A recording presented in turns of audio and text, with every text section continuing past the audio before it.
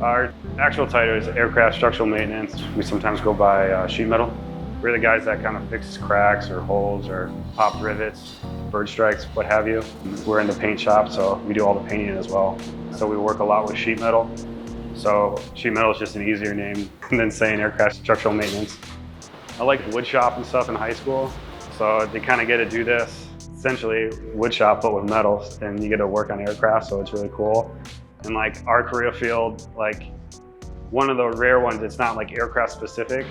Our tech school, probably one of the better ones out of all the maintenance group. We get to go to Pensacola, Florida. It's 4 months long. We build like a replica aircraft wing called a SAS. You kind of learn how to like form a rib, bend metal to contour it. You learn to rivet, cut, and then after that you learn how to paint it. But we got a really important job. All aircraft maintenance, we're beast of burden of the Air Force, kind of. Without us, you're not much of an Air Force.